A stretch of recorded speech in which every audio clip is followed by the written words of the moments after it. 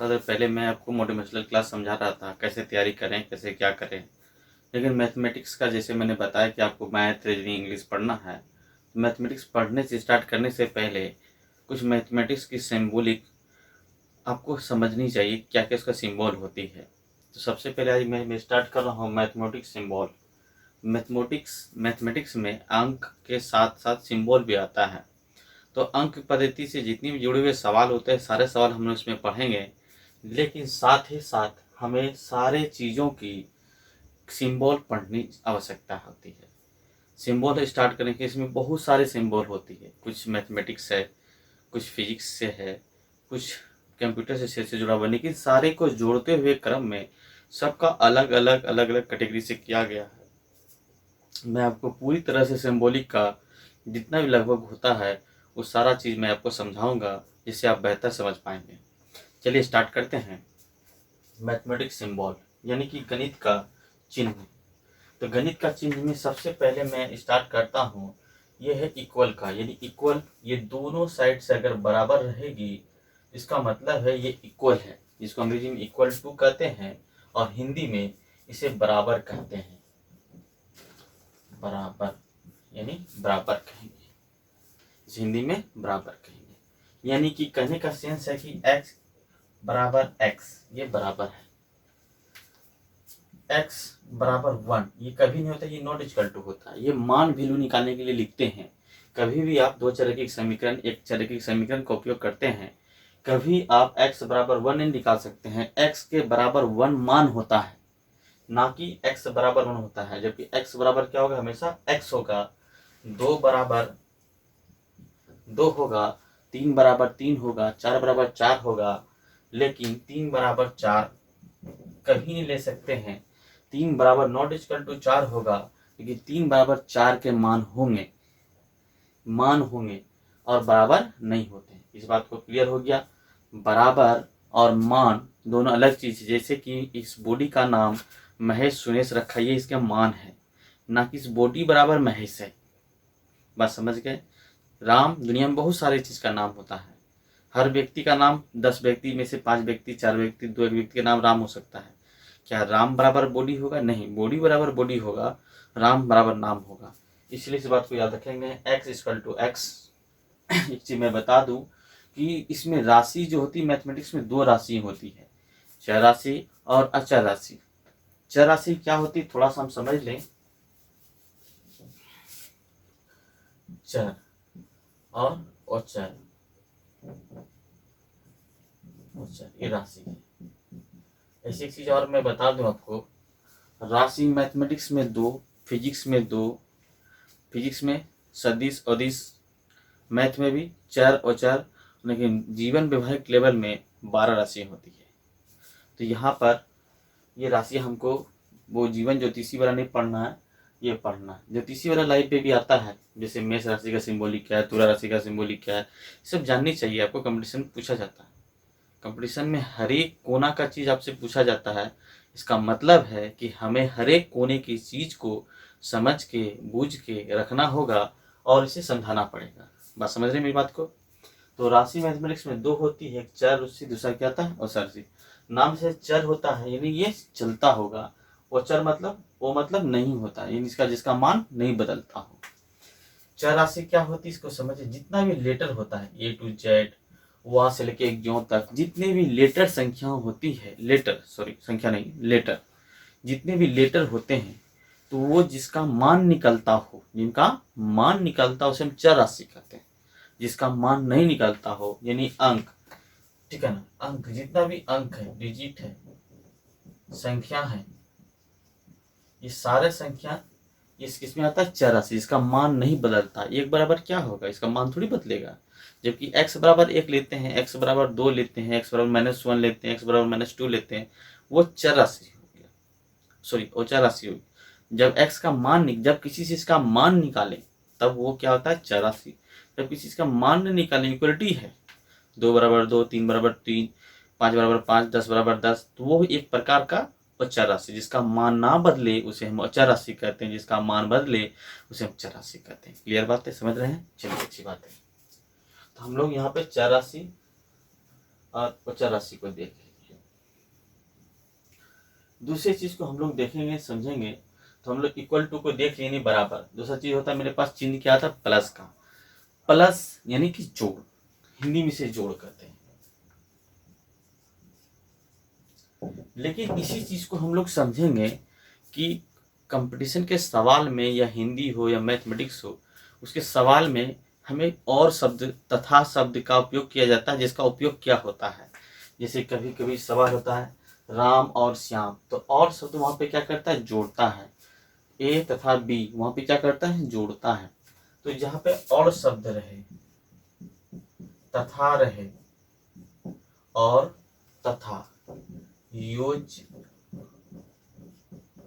योगफल, इन सभी शब्दों का अर्थ होता है जोड़, जिसको अंग्रेजी में प्लस कहते हैं, हिंदी में जोड़ कहते हैं। क्लियर है, चिन्ह समझ रहे हैं। अगर हमारे पास और, तथा, योज, योगफल ये सारा शब्द रहे, इसके लिए हम चिन्ह कौन सा लगाएंगे, प्लस का लगाएंगे, यानी प्लस का मतलब जोड़ का लगाएंगे।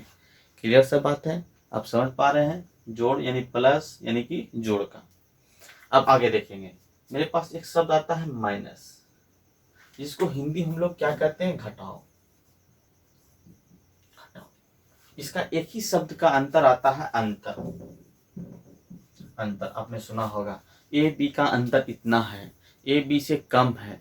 जैसे कम बोलेंगे तो या माइनस लगा देंगे, कम बोलेंगे। अंतर या कम शब्द का उपयोग होगा, जिसको हम लोग माइनस इसका चिन्ह करते हैं, या माइनस व घटाव का उपयोग करते हैं। क्लियर सा है, यानी कि माइनस का उपयोग यानी अंतर, कम और घटाव का उपयोग हम लोग करेंगे। देखिए हम लोग पूरी तरह से बेसिक्स पढ़ते हैं, जो जिंदगी में कभी कंपटीशन का लाभ नहीं पढ़े होंगे। यानी 6 क्लास, 7 क्लास, 8 क्लास, 9 क्लास, अगर 10 क्लास आप ठीक से नहीं पढ़े हैं या पढ़े हैं तो भूल गए हैं, कहता है भूलना हम लोग का जन्मसिद्ध अधिकार है, इसे हम भूल कर रहेंगे। क्योंकि सब बाल गंगाधर तिलक ने कहा था, स्वराज मेरा जन्मसिद्ध अधिकार है, इसे हम भूल कर रहेंगे। और विद्यार्थियों का कहना होता है कि भूलना मेरा जन्मसिद्ध अधिकार है, इसे हम भूल कर रहेंगे। इसलिए भूल जाते होंगे, इसके लिए ही हम एक पूरा तरह से शुरू से अंत तक पढ़ा रहे हैं। इसे याद रखिएगा, यूट्यूब चैनल SM क्लास के यूट्यूब चैनल पे आपको एकदम जीरो लेवल से पढ़ाया जाएगा, एकदम हीरो लेवल तक, जीरो से लेकर हीरो तक पढ़ाया जाएगा। इन्हीं एक कोना को अच्छे से पढ़ाया जाएगा। आप मेरे साथ रहेंगे तो पूरी तरह से अच्छी तरह से हर एक कोना पढ़ पाएंगे। जैसे मैंने आपको बताया था पिछले क्लास में, कंपटीशन इतनी बढ़ गई है, छोटी छोटी चीज़ें आपकी गलती कराएगी। ठीक है ना, पिछले क्लास में आप रेलवे के एग्जाम में देखे होंगे, पहाड़ा पूछ लिया गया था। अगर आप उसको समझेंगे तो उसको समझ पाएंगे। ठीक है, चलिए आगे चलते हैं। तो माइनस, माइनस का मतलब हो गया घटाव। तो घटाव मतलब अंतर या कम। किसी भी लिटरेचर सवाल यानी कमेंट्स वाले सवाल में अगर अंतर लिखा हो या कम लिखा हो, यानी कि ए बी से कम है 10 रुपया, तो एक्स, ए का मान x होगा तो b का मान x - 10 होगा। कम का मतलब ये होगा। अंतर हो गया, कम हो गया, घटाव कहा गया, उसमें हम लोग माइनस का उपयोग करेंगे। अब रही बात, यहाँ पे लिखा हुआ है गुना का चिन्ह यानी क्रॉस का चिन्ह, यानी मल्टीपल बाय। तो मल्टीपल बाय सवाल, यानी कि कहने का सेंस हो गया 2 गुना 2 इक्वल टू 4, 2 गुना 3 इक्वल टू 6, यानी टेबल 2 टाइम को 3 टेबल में पढ़ेंगे, 3 टाइम को 2 बार पढ़े, या 2 बार को 2 को पढ़ा को 3 बार पढ़े, बात बराबर कितना है 6। उल्टा पढ़े या सीधा पढ़े, 3 के पढ़ा को 2 बार पढ़ लें, 2 के पढ़ा को 3 बार पढ़ लें, तो बराबर उतना ही आएगा। यानी कि ये मल्टीपल बाय है, मल्टीपल बाय है, यानी इसका काम गुना होता है। लेकिन कंपटीशन के क्षेत्र में गुना का उपयोग कैसे करते हैं, किसका नाम से क्या आता है, ये समझिएगा। इसके क्षेत्र में क्या आता है, जैसे ए बी का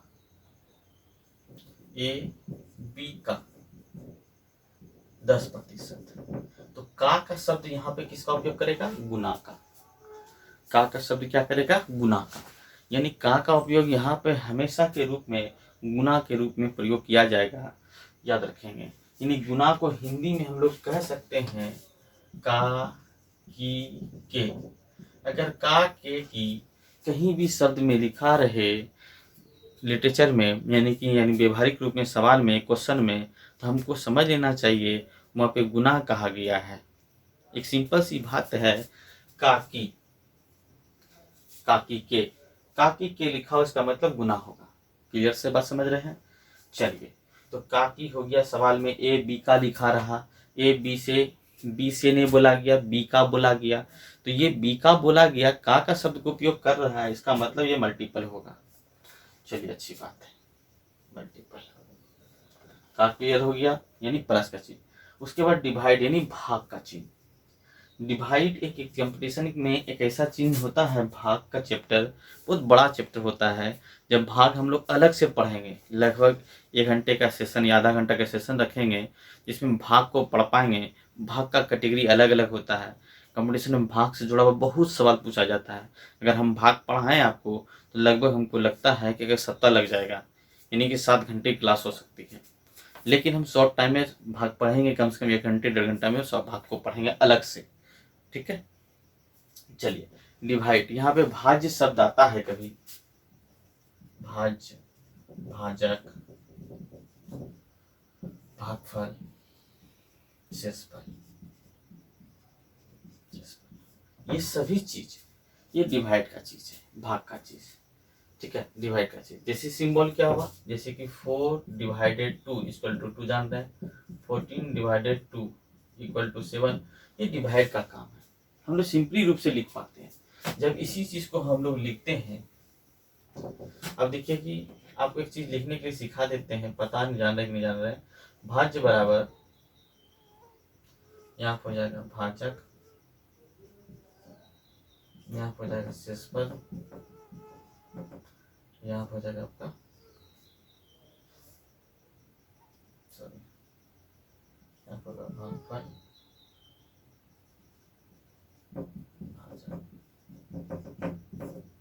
ये कलेक्टिव, ये इससे गुना होता है, ये इससे प्लस होता है। इसीलिए यूक्लिड ने कहा है ए इक्वल टू बी, और ये हुआ क्यू और ये हुआ आर, यानी A equal to B Q plus R, Euclid के अनुसार से। इसको हम लोग पढ़ेंगे विस्तृत से, ठीक है। तो ये भाग हो गया। अगला देखिए यहाँ पे लिखा हुआ है is greater then, is greater then, यानी कि 7 इज ग्रेटर देन 3, 7 3 से बड़ा है, कहने का सेंस हुआ। इसको समझना जरूरी है क्योंकि सिंबल रहता है, खाली आप देख लेते हैं बड़ा छोटा, कि इसको बोलने के लिए is greater then 7 is greater then 3, ठीक है। 7 बड़ा है किससे, 3 से। लेस देन, इसको सिर्फ सिंबल लगा देंगे हम लोग इस तरह से, ये देखिएगा सिर्फ लौट जाएगा। तो क्या लिखेंगे, 3 is less than 7, 3 is less than 7, यानी कि 3 छोटा है 7 से। उसके बाद यहाँ पे इक्वल टू है, जब हम इक्वल टू का उपयोग करते हैं, यहाँ पे देखिएगा एक चीज मेरे साथ आता है, इक्वल टू, इक्वल टू यहाँ पे लिखा हुआ है is greater than and equal to. जब इक्वेशन हम जब बनाते हैं, एक्स वाई का इक्वेशन निकालते हैं, तो उसमें जब हम वैल्यूअल मान निकालते हैं, जैसे एक्स का मान मेरे पास 3 प्लस माइनस 3 निकला, वाई का मान मेरे पास 3 निकला, तो इस करेक्टर में एक्स का मान यहाँ पे +3 है या -3 है, लेकिन एक कैटेगरी में बड़ा है, दूसरे कैटेगरी में छोटा है।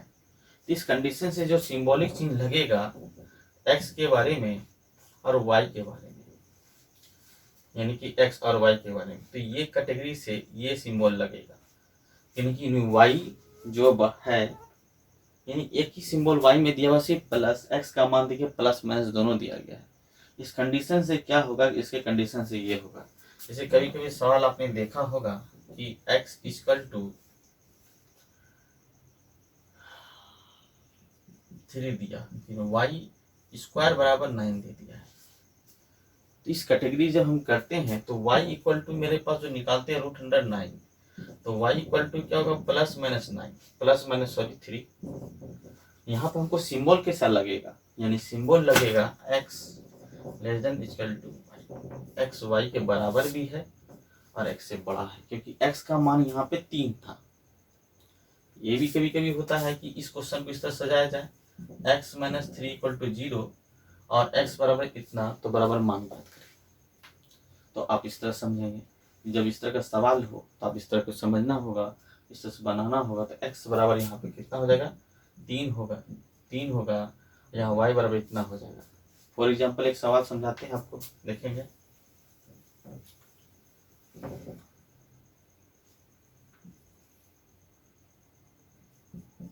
x + 3 x - 3 = 2 दिया है। दूसरा क्वेश्चन दे दे y² - 25 = 0। अब यहाँ पे देखेंगे कि x = मेरे पास कितना आता है 5, इधर से स्क्वायर जाएगा तो माइनस माइनस प्लस हो जाएगा, 3 2 5 हो जाएगा। लेकिन y वैल्यू जब निकालेंगे y² बराबर 25, फिर √y बराबर निकालेंगे √25, तो y वैल्यू आ जाएगा ±5। इसका मतलब है कि y का मान जो आएगा तो प्लस भी आएगा +5 या -5 आएगा, दो कैटेगरी से आएगा। इसका मतलब है कि सबसे बड़ा कौन हो गया मेरे पास x बराबर 5, एक इक्वल है, दूसरा इससे y माइनस हो जाएगा। दूसरे से कंपेयर करेंगे तो दूसरा में x y क्या होगा, छोटा हो जाएगा। तो y छोटा हो जाएगा तो इसके लिए सिंबल कैसा लगेगा, देखिएगा ध्यान से, ये सिंबल लगेगा x = y, यानी हर हाल में x बड़ा है, हल में x बड़ा है। उसी तरह ये उसे उल्टे क्रम में चलेंगे, जब = आए और y मेरे पास बड़ा हो जाएगा, छोटा हो जाएगा, y बड़ा x बड़ा हो जाएगा और y छोटा हो जाएगा, उस कंडीशन में चिन्ह लगेगा। यहाँ पर अगर यही कंडीशन से उल्टा कर दें तो यहाँ पर चिन्ह ऐसे लगेगा, वहाँ पे फिर चिन्ह होगा। एक सवाल देखते हैं, फिर से देखिएगा, समझिएगा इसको। अगर x² - 9 = 0 दिया हुआ है, दूसरा सवाल दिया हुआ यहाँ पर y²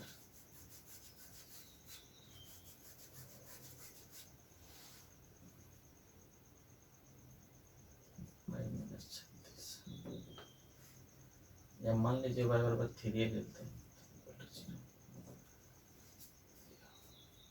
जब x का मान निकालते हैं तो +-3 निकलेगा, y बराबर क्या 3। तो एक कैटेगरी में x का मान x और y बराबर होगा, दूसरी कैटेगरी में x का मान ये होगा। इसका कंडीशन होगा कि x और y के बीच में रिलेशनशिप एक बराबर होगा, दूसरे कंडीशन में बात समझ रहे हैं। इस तरह का चिन्ह लगता है। नॉट इक्वल टू कब लगता है, यहाँ नॉट इक्वल टू लगा हुआ है। कभी कभी सवाल क्या होता है कि एक बराबर कह दे, दूसरा छोटा बड़ा कह दे, ठीक है, तो उस कंडीशन में क्या होगा, दोनों का संबंध नहीं दिखेगा, तो उस कंडीशन में हो जाएगा कि दोनों छोटा बड़ा है। मान लीजिए एक सवाल में बड़ा दिखे, दूसरे में छोटा दिखेगा, तो वहाँ पर नॉट इक्वल टू देगा। जब हम दो चररेखिक समीकरण पढ़ेंगे, टू लाइनर इक्वेशन पढ़ेंगे और साथ में द्विघात समीकरण पढ़ेंगे, तो इस चीज़ को हम लोग ज़्यादा डिफिनेशन करेंगे, क्योंकि बैंक के क्षेत्र में इस चारों सिंबल से क्वेश्चन आता है, सॉरी 4-5 क्वेश्चन होता है। एसएससी के क्षेत्र में एक क्वेश्चन आता है, रेलवे के क्षेत्र में एक क्वेश्चन आता है। बात समझिएगा ध्यान से। हम इसको क्यों पढ़ा रहे हैं, क्यों समझाने की कोशिश कर रहे हैं, क्योंकि एसएससी, रेलवे, बैंक सारे में इस कैटेगरी का >= का सवाल आता है। ये जरूरी नहीं कि हम सारा चैप्टर एक के दिन पढ़ा देंगे, लेकिन आप सेट बना रहे होंगे, वगैरह बना रहे होंगे, तो यहाँ पर आपको जरूरत पड़ेगी। तो कहने का सेंस है कि अगर आप इन चिन्हों को समझ लें अच्छे से, यानी यहाँ पे बड़ा था या छोटा था, बड़ा एवं बराबर है, छोटा एवं बराबर है, नॉट इक्वल टू। इसका उपयोग चैप्टर में, बैंकिंग के चैप्टर में दो घात समीकरण, दो रैखिक समीकरण, two linear equation, quadratic equation के चैप्टर में पूछा जाता है। बैंक में 5 क्वेश्चन पूछेगा, एसएससी में 1, रेलवे में 1, अदर क्वेश्चन एग्जाम में 1 पूछा है। रिलेशंस के रूप में क्वेश्चन दे दिया जाएगा, 4 ऑप्शन दे दिया जाएगा, उसमें पूछा जाएगा ऑप्शन, यही 4 ऑप्शन देगा आपसे। तो इसके रिलेशन बीच में क्या है, या ऑप्शन दे दिया जाएगा तो 1 कथन, 2 कथन, 3 कथन सही क्या है, इस बात को याद रखेंगे। जैसा से दिखेगा यहाँ पे लिखा सिमिलरी, इसको कहते हैं हिंदी में समरूप। समरूप अधिकतर इसका उपयोग हम लोग सिमिलरी का उपयोग करते हैं किस में, ज्योमेट्री सेक्शन में। जब दो त्रिभुज समरूप हो, यानी कि मान लीजिए 6 सेंटीमीटर भुजा वाला समबाहु त्रिभुज, 12 सेंटीमीटर भुजा वाला समबाहु त्रिभुज, दोनों त्रिभुज आपस में क्या होंगे, समरूप होंगे, सर्वांग नहीं होंगे, कि दोनों का एंगल क्या होगा, समान होगा। समरूप होने के लिए त्रिभुज में कंडीशन क्या होता है, दो एंगल बराबर है, इसका मतलब वो समरूप हो जाएगा। जस्ट लाइक त्रिभुज को देखते हैं, त्रिभुज समझ गए, वृत्त को देखते हैं, अगर 3 सेंटीमीटर त्रिज्या वाला, 4 सेंटीमीटर, 6 सेंटीमीटर त्रिज्या वाला 3 अलग अलग वृत्त हैं, सॉरी वृत्त हैं तो वो सभी वृत्त आपस में समरूप होंगे, ना कि सर्वांग होंगे। क्यों? क्योंकि सबका एंगल मान 360 डिग्री होगा। एक चीज और आपको बता देते हैं, एक बिंदु का मान अगर पूछा जाए उसका मान 360 डिग्री होता है, वृत्त का मान पूछा जाए 360 डिग्री होता है, किसी त्रिभुज के बहिष कोणों का योग का मान पूछा जाए तो उसका मान होता है 360 डिग्री। याद रखिएगा, ये क्वेश्चन एग्जाम में पूछा जाता है। तो कोनिक का सेंस है कि ये समरूप सिमिलरी है, समरूप सिमिलरी है। तो मतलब ये समरूप सिमिलरी का मतलब हो गया ये समान रूप होंगे। लेकिन जैसे हम एलिगेशन चैप्टर में आते हैं,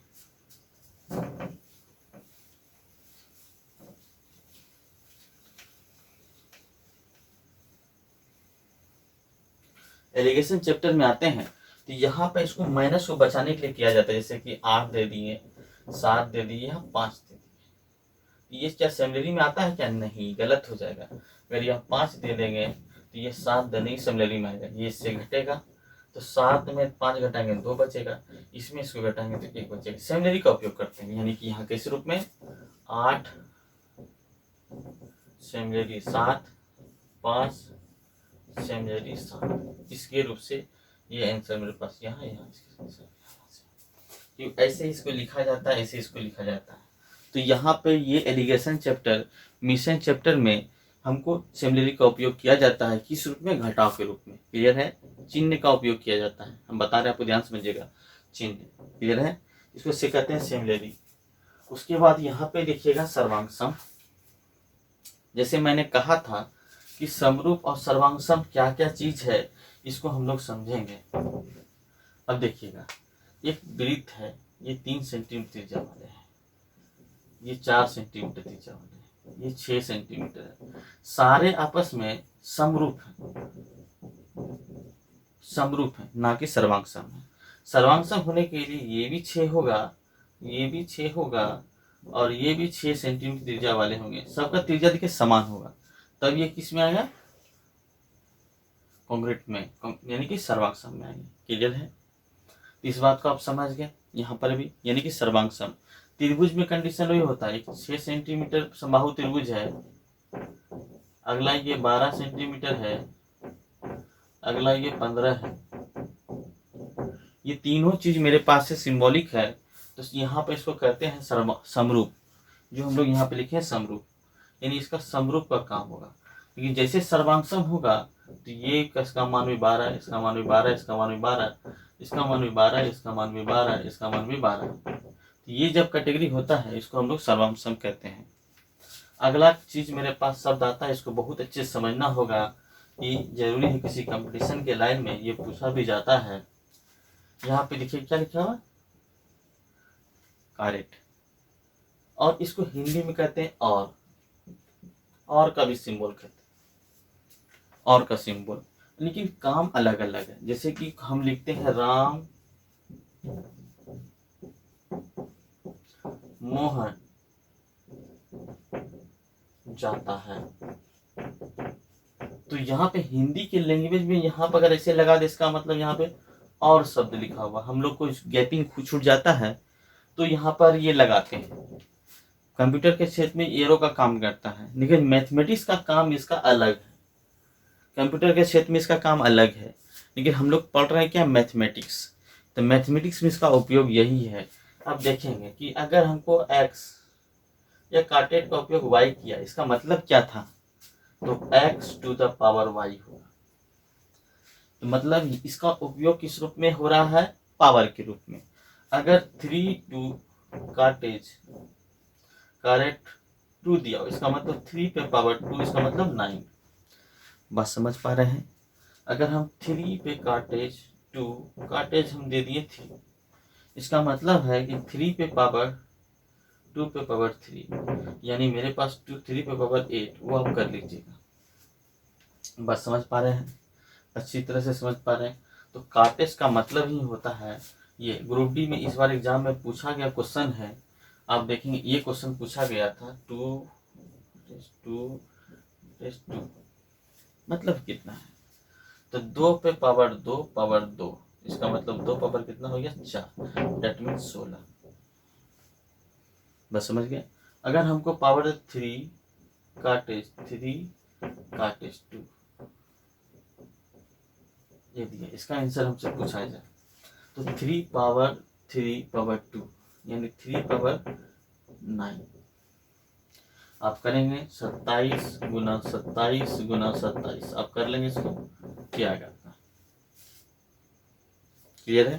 तो ये इसका काम था काटेड का। इसको समझाना आपको जरूरी था क्योंकि समझाना सिंबॉलिक एकदम इतनी सिंबॉलिक है मैथमेटिक्स में जो आपको समझाना जरूरी है। नंबर ऑफ सिस्टम के स्टार्ट से करने से पहले आपको हम सिंबल समझाने की कोशिश कर रहे हैं कि कंपटीशन के क्षेत्र में कितना ज़्यादा सिंबल की ज़रूरत होती है।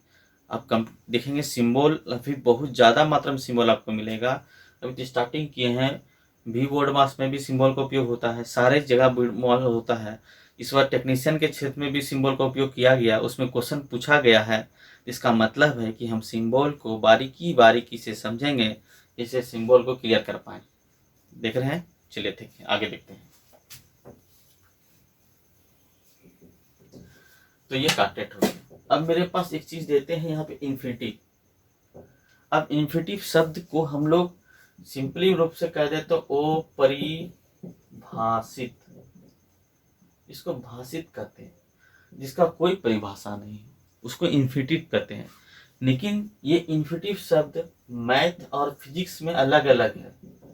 फिजिक्स और मैथ में इसका उपयोग अलग अलग करते हैं। फिजिक्स में इन्फिनिटिव शब्द का उपयोग दूरी के लिए करते हैं, यानी डिस्टेंस के लिए, यानी अनंत के लिए, अनंत के लिए। जबकि इस सवाल में मैथमेटिक्स में वो परिभाषित करने के लिए, जैसे कि 10 का मान हम लोग निकालते हैं, 10 का मान अगर हम लोग निकालते हैं, यानी इन्फिनिटिव कब निकालते हैं समझिएगा, 1 में 2 जीरो से डिवाइड कीजिए, ये इन्फिनिटिव हो जाएगा क्योंकि 0 से भाग नहीं दे सकते हैं, वो परमेय संख्या के रूप में काउंट हो जाता है। ठीक है। तो उसी तरह 1090 का वैल्यू हो जाता है, 1090 निकालना है हमको, तो 1090 जो होता है यहाँ साइन थीटा से स्टार्ट होता है 0 से, तो साइन 0 इक्वल टू होता है आपके पास 1, 90 बराबर होता है 1, तो साइन 90 बराबर 1 हो जाएगा। अगर 10 हमको निकालना है 90 डिग्री, तो sine 90 degree by cos 90 degree, तो साइन 90 बराबर 1 हो जाता है, कॉस जैसे 90 होता है उसका वैल्यू क्या आता है 0। तो यहाँ पे 1 में 0 से भाग देते हैं तो क्या आता है इन्फिनिटिव होता है। तो 1090 इक्वल टू क्या आता है इन्फिनिटिव मैथमेटिक्स में। जैसे हम 15 में भागा 0 देते हैं तो क्या निकलता है इन्फिनिटिव, लेकिन 0 में 15 से भाग देते हैं तो क्या निकलता है 0। इसको याद रखिएगा अच्छे से, एग्जाम में पूछा था, ग्रुप डी से एग्जाम में पूछा गया था, 15 में 0 से भाग दिया जाए तो मान क्या आएगा, तो क्या होगा मेरे पास इन्फिनिटिव। अगर 15/0 कर दिया का मान होगा तो कितना होगा इन्फिनिटिव, 0/15 इक्वल टू क्या होगा 0। इस बात को याद रखेंगे अच्छे से।